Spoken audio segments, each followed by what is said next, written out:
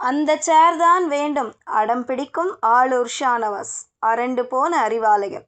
என்ன நடந்தது?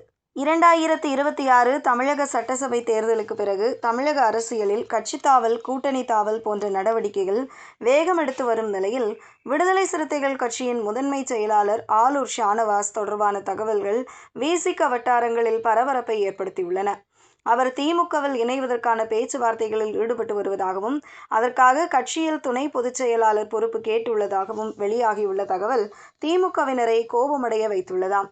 பல்வேறு கட்சிகளில் உள்ள முக்கிய நிர்வாகிகள் தங்களது அடுத்த கட்ட அரசியல் பயணம் குறித்து ஆலோசனை நடத்தி வருகின்றனர். குறிப்பாக ஆட்சி மாற்றத்திற்கு பிறகு எதிர்க்கட்சிகள் மற்றும் கூட்டணி கட்சிகளில் உள்ள பல நிர்வாகிகள் மாற்று கட்சியை நோக்கி நகரத் தொடங்கியுள்ளதாக கூறப்படுகிறது. அந்த வகையில் விசிகவின் முக்கிய முகமாக அறியப்படும் ஆளூர் ஷானவாஸ் பெயர்தான் அதிகமாக அடிபடுகிறது. நீண்ட காலமாக கட்சிக்காக களத்தில் செயல்பட்டு வந்த அவர், தொலைக்காட்சி விவாதங்கள், பொதுக்கூட்டங்கள் மற்றும் அரசியல் நிகழ்ச்சிகளில் கட்சியின் முக்கிய பேச்சாளர்களில் ஒருவராக இருந்து வருகிறார். கட்சியின் வளர்ச்சியிலும் கொள்கைகளை மக்களிடம் கொண்டு சேர்ப்பதிலும் அவர் முக்கிய பங்கு வகித்தார். ஆனால் கடந்த சட்டப்பேரவை தேர்தலின் போது அவருக்கு போட்டியிட வாய்ப்பு வழங்கப்படாதது அவருக்கு ஏமாற்றத்தை ஏற்படுத்தியது. அப்போது ஏற்பட்ட அதிருப்தியை சமாளிக்கும் நோக்கில் கட்சி தலைமையால் அவருக்கு முக்கிய பொறுப்பு வழங்கப்பட்டது.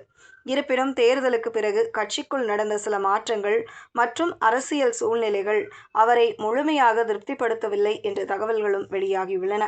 இதற்கிடையில் விடுதலை சிறுத்தைகள் கட்சியின் முன்னாள் நிர்வாகியான பனையூர் பாபு சமீபத்தில் திமுகவில் இணைந்தார்.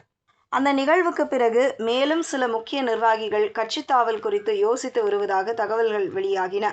அந்த பட்டியலில் ஆளூர் ஷானவாஸ் பெயரும் இடம்பெற்றுள்ளது. திமுக வட்டாரங்களில் பரவி வரும் தகவல்படி திமுகவுடன் ஆளூர் ஷானவாஸ் தரப்பு பேச்சுவார்த்தை நடத்தி வருவதாக கூறப்படுகிறது. திமுகவின் மாநில நிர்வாக அமைப்பில் இஸ்லாமிய சமூகத்திற்கு போதுமான பிரதிநிதித்துவம் இல்லை என்ற கருத்தை அவர் முன்வைத்துள்ளதாகவும், அந்த அடிப்படையில் தனக்கு துணை பொதுச் செயலாளர் பதவி வழங்கப்பட வேண்டும் என்று வலியுறுத்தியதாகவும் தகவல்கள் தெரிவிக்கின்றன. திமுகவை பொறுத்தவரை தேர்தலுக்கு பிறகு பல்வேறு கட்சிகளில் இருந்து முக்கிய நிர்வாகிகள் இணைந்து வருகின்றனர். காங்கிரஸ், மதிமுக, விடுதலை சிறுத்தைகள் உள்ளிட்ட கட்சிகளில் இருந்து பல்வேறு நிலைகளில் உள்ள நிர்வாகிகள் திமுக தலைமையுடன் தொடர்பில் இருப்பதாக அரசியல் வட்டாரங்கள் தெரிவிக்கின்றன. இதனால் திமுக தலைமையின் முன் புதிய சவால் உருவாகியுள்ளது. கட்சியில் இணைய விரும்பும் பல முக்கிய தலைவர்கள் மற்றும் நிர்வாகிகள் தங்களுக்கு அரசியல் முக்கியத்துவம் வாய்ந்த பதவிகளை கோருவதாக கூறப்படுகிறது. குறிப்பாக மாநில அளவிலான பொறுப்புகள், மாவட்ட செயலாளர் பதவிகள் மற்றும் அமைப்பு சார்ந்த முக்கிய பொறுப்புகள் தொடர்பாக கோரிக்கைகள் அதிகரித்துள்ளதாக தகவல்கள் தெரிவிக்கின்றன. இதுபோன்ற சூழலில் புதியவர்களுக்கு பொறுப்பு வழங்குவது மற்றும் ஏற்கனவே கட்சியில் நீண்டகாலமாக பணியாற்றி வரும் நிர்வாகிகளின் அதிருப்தியை சமாளிப்பது திமுக தலைமைக்கு சவாலாக மாறியுள்ளது. கட்சிக்குள் அதிருப்தி உருவாகாமல் பார்த்து கொள்வதோடு புதியவர்களையும் ஈர்க்க வேண்டிய கட்டாயம் ஏற்பட்டுள்ளது.